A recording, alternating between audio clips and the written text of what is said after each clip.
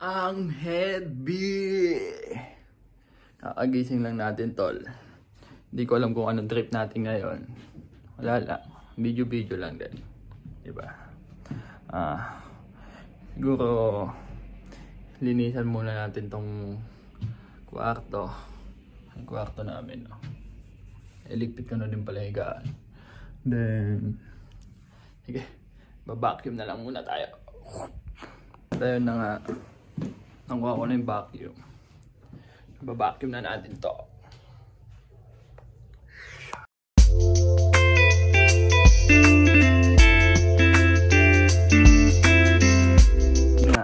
Tapos na tayo maglinis. Mabilisan lang, di ba? Wow, magic! At ngayon, lilikit na natin ito malamang. Tangina. Yan. Walang yan, oh.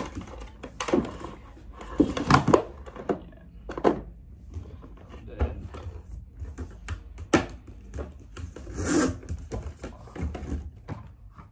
High-tech. Yun lang yun. Yung mag-vacuum. Kaya ang gagawin naman natin ngayon ay isasampay natin yung nilabahan ni Madam kagabi. Let's go! Dito ako magsasampay dahil sa labas ay malamig na nga at umuulan. Kaya dito tayo sa loob magsasampay. Diba? Kunin ko lang yung sampayan.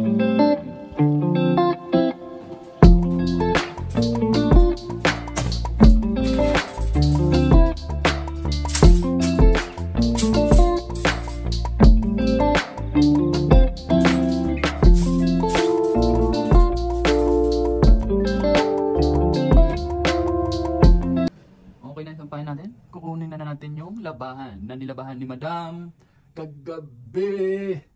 Ang heavy! Ito na yung labahan. Kuha ko na. Sasampay lang natin, ha? Okay. Ang pagsasampay. Yan. Sabi ng nagtuko sa atin, pagpag mo daw. Yung bago mo isampay. Yeah. Bagal. Tanslap na natin.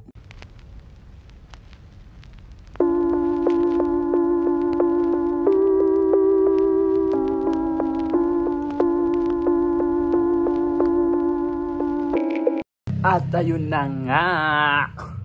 Tapos na tayong mag-vacuum at magsampay. Ang susunod natin na gagawin ngayon ay ano ba? Magluluto naman tayo ng pangtanghalian. Kung nagtataka ka bakit nasa bahay lang ako palagi, wala po akong trabaho. Ha ha ha ha. Hindi. Wala nga. Maaga pa, hindi muna ako nagluto. Tinawagan ko muna yung aking mahal na anak. Ito siya. Ay, baby kong. Kayden, diba? Kausap ko si Kayden, tol. Kayden? Wow! Ano yan, nakong? Ha? Ano yan, nak? Ano yan? No? Wow! Wow, pipip ikaw, pipip! Pipip! No? Pipip! Hintoy nyo. Ganda ng toy mo na ka. Bigay tita yan, Dak. Then? Tingin ng toy mo. Ganda ng tita yan? Bigay ni tita? Wow! Ganda. Tawa-tawa ka pa. Ganda? Ganda. O, sige na. Mamaya na lang. Kakausapin ko muna to. Ayun na nga. Magluluto na sana tayo pero nagluluto na pala si Utol. Ano ang kanyang niluluto? Ano ang kanyang aming ulam ngayon? Ano bang ulam natin ngayon, Tol? Munggo. Munggo with lechon. Yung tira naming lechon isang araw. Ayan. Napakadami. Ito yung munggo, Tol. Hindi pa pala. Hintayin na lang natin maluto at kakain na lang tayo mamaya. Nagluluto nga si Utol. Pupuntahan ko naman yung tatay ko ngayon dahil wala kaming trip ngayon. Galing island. Kaya wala pa kaming masyadong ginagawa ngayon. Kakabalik lang nila galing island. Puntahan natin. Andito siya nakita sa kanina. Nagpipintura ng kwarto. Ito yung trip namin ngayon, guys. Ito yung tatay ko. Oh, mag-hi ka naman. Ay!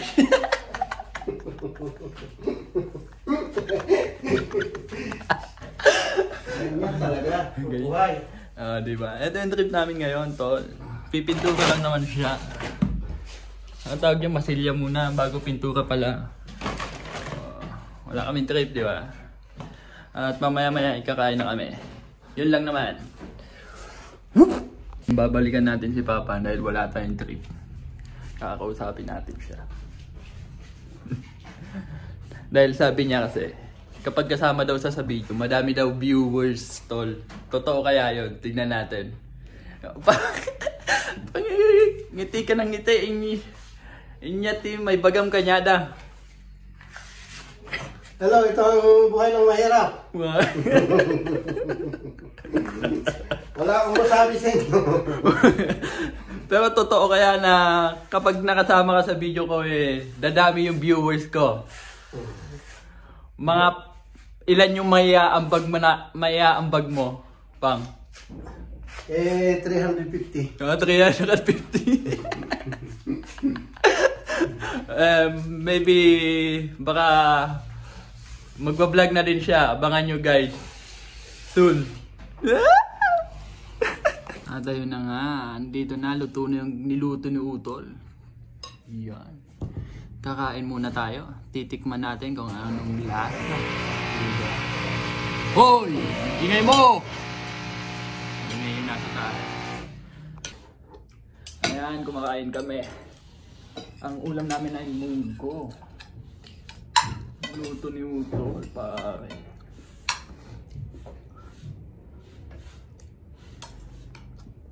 Ayan. Namatol. Aha.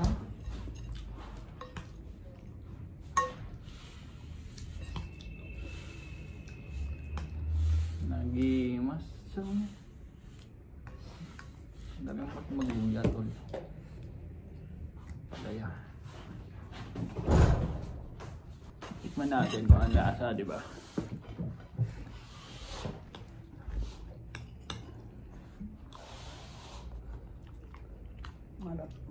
Good. Hindi maalab. Tama lang. Para sa akin. Ang palaya.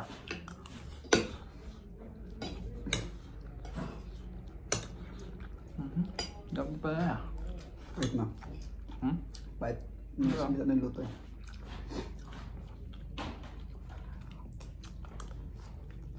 At ayun na nga. Tapos na tayong kumain. Kaya dahil si Utol na yung nagluto kanina, ako naman na yung maghuhugas ng pinggan. Diba? Huwag na nating hintayin yung mga bagay na hindi maganda. Tayo yung hudyat. Magkusa din tayo minsan, tol. Maghuhugas lang naman eh. Dapat magtulungan. Ganun talaga. Hugas muna tayo ng plato.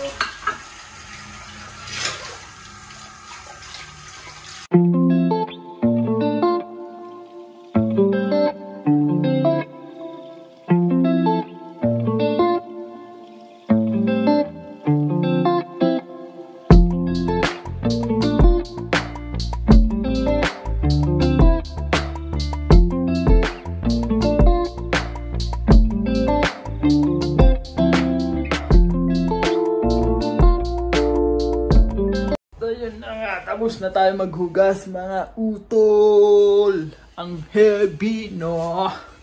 Ngayon, ang trip naman namin siguro. Ano ba ang trip natin? Dito tayo sa sala. Ayun. Manunood naman tayo ngayon ng Netflix, tol. Wala, patay oras lang. Yan. Doon tayong Netflix. Kasama ko si Utol pa din. Ayun. Ano papanoodin natin? Ano bang maganda panoodin? Ha? Hindi mo alam. Siguro kung ano na lang yung mapili namin, no? Mamimili muna kami ng movie. Ayun. Hindi na nga ako nanood ng Netflix, ano. Biglaw nilamig, tol. Kaya bumalik na lang ako dito sa bed at nagtimpla tayo ng tea. Inom tayo. Lamig. Ano ba mga pwede natin pagkwentuhan dyan?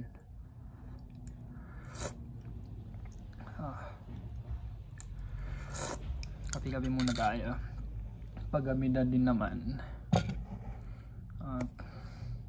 Ayun na nga. Nihintay natin si madam.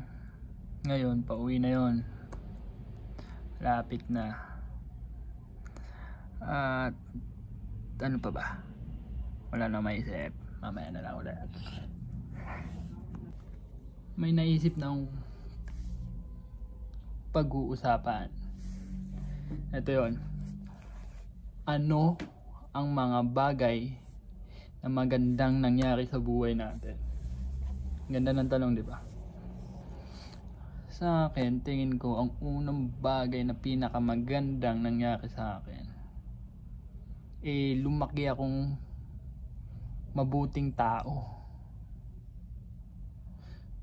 Hindi naman 100% na mabuting tao, pero sigurado ako kahit na papaano ay isa akong mabuting tao. At yun ay dahil sa mga taong nag-guide sa akin kung sino ako ngayon. Lalong-lalo na siguro yung mga nagpalaki sa akin, di ba? Dahil para sa akin, kung hindi dahil sa kanila, hindi ako magiging mabuting tao. Oo, may pagkagago tayo, may pagkakamali din nagagawa, pero sigurado naman ako na lamang yung pagiging mabuting tao ko. Yun lang. Proud ako doon sa mga tumulong sa akin para maging mabuting tao. Yun. Lalong-lalo na yung nag-alaga nga, di ba? Saka pangalawa, yung pagkakaroon ko ng pamilya. Yun. Simula nung nagkapamilya ako, mas natuto akong tawag to,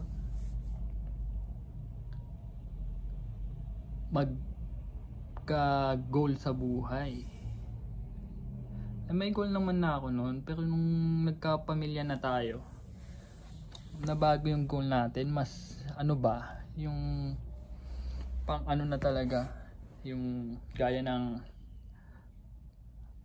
pag-iipon, yung pagkakaroon ng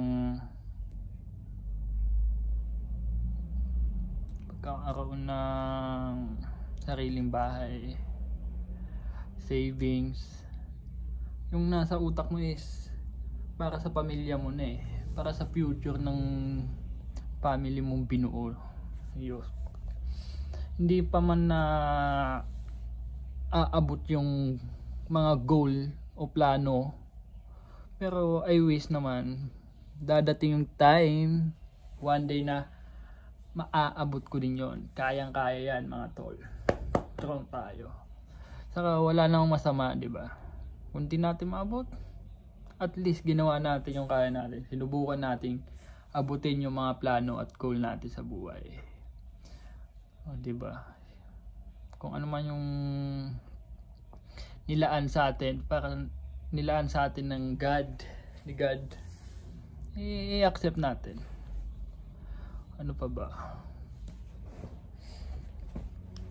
Saka yung pangatlo siguro yung hindi pa natutupad hindi pa nangyayari, pero in the future naniniwala ako na mangyayari din.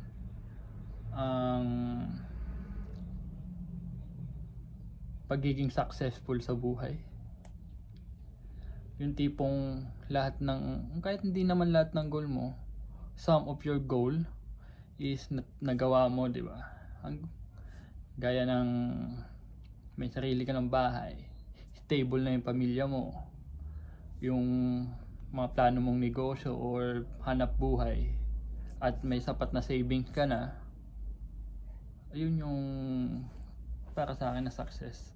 At makatulong sa mga mahal mo sa buhay at sa mga taong need din ng tulong, di ba?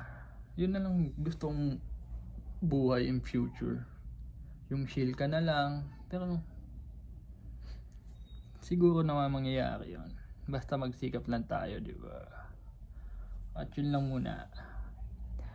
At ano pa? Wala na. Wala na maiisip eh. Basta nakapokus lang ako doon. Sa ngayon, yung maniwala ka sa sarili mo na maaabot mo. Basta sinusubukan mong abutin lahat ng gusto mo sa buhay. Oo, nandun na tayo na mahirap ang buhay sa mundo. Ang heavy ng mundo, tol. Ang heavy ng buhay sa mundong to. Hindi natin alam kung ano yung mga pwedeng mangyari after bukas o makalawa, di ba? Wala eh, hindi natin masasabi. Kaya i-enjoy lang natin yung buhay. Enjoy natin dahil minsan lang tayo mabubuhay sa mundo. Minsan lang to, di ba? Pagkakataon na natin tong i-enjoy kahit gaano pa kahirap ang buhay. At least na-experience natin tong buhay na to, di ba? Ang bait ng Panginoon. God is so good, tol.